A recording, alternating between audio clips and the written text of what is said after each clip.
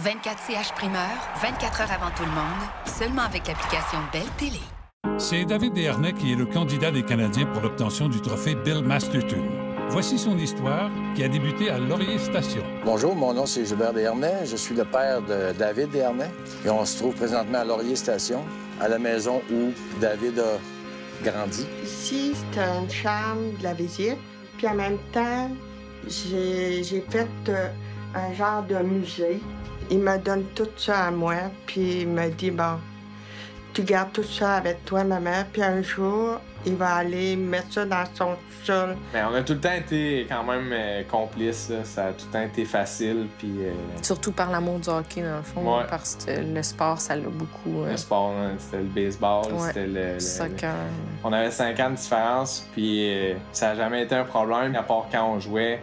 Puis là, je gagnais à la fin. Ben là, la chicane partait, puis il partait en pleurant. Je détestais perdre, mais lui, il prenait plaisir à me faire perdre aussi. C'est pas mal lui qui m'a montré comment jouer au hockey. Ça fait 20 ans que je viens dîner chez ma sœur, tous les midis. On habitait à côté de l'école, fait que moi, mon frère, on revenait à la maison, ma sœur aussi. Puis mon oncle, qui travaillait avec mon père à la même usine. Puis là, on se dépêchait à manger. Parce qu'on avait hâte d'aller faire des confrontations dans le sous-sol. Avant qu'il reparte travailler, on jouait, on faisait des fusillades, des choses comme ça. Souvent, c'est David qui gaulait, fait que... Il défendait son but, je peux te dire ça. Ça finissait tout le temps en bataille ou des choses comme ça avant de repartir à l'école. Donc, c'est des bons souvenirs. Nous sommes à Saint-Légapi. C'est l'aréna où David a commencé à jouer. Les émotions, ça revient beaucoup ici. Mon père, il arrivait toujours avec... ça commençait avec une trompette avec un compresseur, dans le fond. À la fin, c'était rendu un diable là, pour déménager avec une flûte de train. J'étais équipé pour faire du bruit dans un aréna. David, dans la chambre d'hockey, c'était un petit gars qui parlait pas beaucoup. Il était timide, il se faisait toujours dire qu'il était trop petit, puis qu'il allait pas avoir sa place, puis il était toujours inquiet. Je voulais être capable de faire l'équipe. Jean-Pierre, je pense que c'est le premier à avoir cru en moi, puis il disait à mes parents, mais il en a vu passer beaucoup des joueurs, puis je pense qu'il a toujours cru en moi, puis je l'ai senti. David est arrivé chez nous, puis il pleurait un peu. Il dit « Ah, les monde de ma classe, ils disent que je ferais pas le 2B. » Moi, je lui avais dit « Monsieur Lamontagne, je veux pas savoir avant tout le monde qu'est-ce qui va se passer.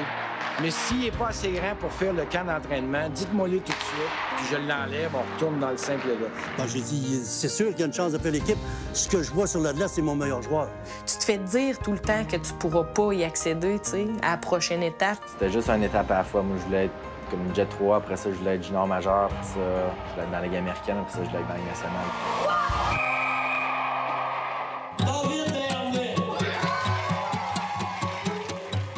Ça, c'est le premier gilet à David. Le premier gilet qu'il a porté au hockey. Puis cette année-là, c'était novice C, Laurier-Saint-Flavien. J'ai joué avec leurs garçons, du monde qui est mineur aussi. Puis cette année-là, David, là, il a joué 28 games, puis il a fait 70 buts et 50 passes. David, il y avait un casse vert, l'autre plus. On les entendait. Au début, ça disait hey, regarde le petit casse vert, le petit casse vert, puis ça s'est vite transformé en et le petit calvaire. Une fois, il avait oublié ses patins, puis il a dit qu'il en a broyé un coup. Là, j'ai été obligé de retourner à la maison. On perdait 3-1. David est embarqué en troisième. Là, on fait le jeu, on a gagné 5-3. C'est David qui a marqué les 4 buts après, quand on est arrivé. Les gens le savent peut-être pas, mais mon petit frère, c'est un excellent danseur. J'ai eu l'occasion d'en faire dans notre jeunesse ensemble. On a fait de la danse folklorique. David, il a des bonnes jambes pour ça aussi. Je pense que ça vient de là. Quand t'es jeune, tu te fais inscrire par tes parents. J'ai fait ça de 4 à 11 ans, puis il a fallu que je prenne des décisions après entre le hockey et la gigue. Ça a été hyper difficile comme décision, mais j'ai choisi le hockey. À la fin de son junior majeur, David s'est fait offrir un essai avec le Canadien de Montréal. Lui, dans sa tête, il jouait à Hamilton, c'était la Ligue américaine. Puis finalement, il s'était fait couper. Puis là, il s'est en allé à Cincinnati. Je pense que ça a été la plus grosse déception dans toute sa carrière. Aller jusque-là, c'était sa plus grosse déception. Vraiment, là, il s'était demandé vraiment s'il continuait ou pas. Là. Ça a été difficile. Tu veux jamais te rendre... Pour moi, la East Coast League, c'était slap shot. Là. On se bat, puis il se passe rien d'autre que ça. Fait que Tu arrives là, les gars, ils ont 26, 27 ans. Ils savent pas trop où est-ce qu'ils s'en vont dans la vie. Puis moi, c'était pas ça que je voulais. On s'était parlé au téléphone, puis il m'a dit « Stéphane, c'est quoi que je fais? J'aurais des options en Europe ou je reste ici. » Le premier mois là-bas, j'ai pensé à tout arrêter, mais en même temps, je me suis dit je pouvais pas arrêter là. La Ligue nationale, tu peux l'essayer juste une fois. Là. Moi, c'est ça que j'y avais dit. Essaye-le. Si ça marche pas, toujours cette option-là. Tu vas avoir l'Europe, tu vas pouvoir gagner ta vie avec ça. Je pense que ça a été une des étapes les plus importantes dans ma vie. Ça a été peut-être ma meilleure saison à vie. J'ai tout gagné personnellement, puis en équipe aussi. Meilleur scoreur, MVP de la Ligue, MVP des séries. Ils ont gagné les séries. Tu t'en remets en question, mais en même temps, je pense que ça arrive à tout le monde, puis c'est juste de prendre des bonnes décisions. Fait qu'après ça, dans le fond, il a juste pas donné le choix à tout le monde. T'sais, il est allé à Hamilton. Il avait pas le choix là, de le prendre. Il avait tout brûlé. Il pouvait pas aller ailleurs que là. On jouait la veille, puis je dormais encore le matin. Il était 10h, 10h30. Puis le téléphone, il sonnait, puis là, j'étais là, c'est qui m'appelle à cette heure-là? Je veux dormir. J'ai répondu, puis c'était Julien Brisebois qui m'annonçait que je partais pour le match du soir contre Pittsburgh. Quand il m'a appelé pour me dire qu'il avait été rappelé pour jouer une game dans la Ligue nationale, le Canadien de Montréal, j'ai pris un grand respire, puis là, je me suis dit, quel aboutissement! Je checkais pour les avions, tu sais, je me disais, crème, je peux pas rater ça, c'est ça, mais finalement, c'était l'action de grâce américaine. Ouais. Puis même lui, il était à Hamilton, puis il a pas pu monter en avion parce que tous les vols étaient. Fait qu'ils sont venus chercher en limousine. On s'est perdu, on est arrivé en retard. Tous les gars m'écœuraient quand je suis arrivé, parce que tout le monde attendait dans l'autobus avant de partir.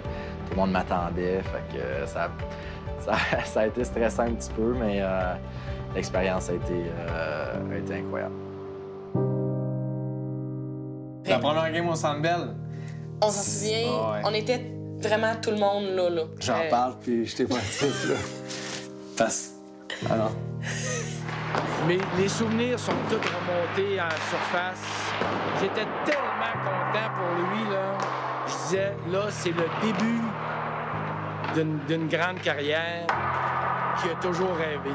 Mon frère, ma soeur, ma mère, mon père qui ont été là tout le temps puis qui sont des aussi grands fans que moi quand j'étais jeune. Donc, j'essaie de leur faire vivre des belles émotions avec ça, puis j'espère que ça marche. Tu sais, au Centre Bell, quand t'as Michel Lacroix puis ils disaient accueillons nos Canadiens, puis tu sais,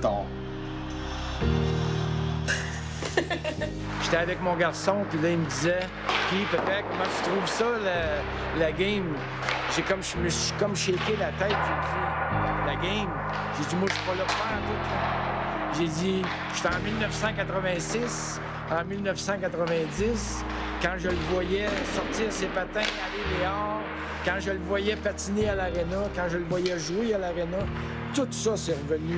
J'ai pas vu la game, moi, excepté ses buts. Quand ça criait pour le but, oui. Là, je remontais avec les souvenirs, là, c'était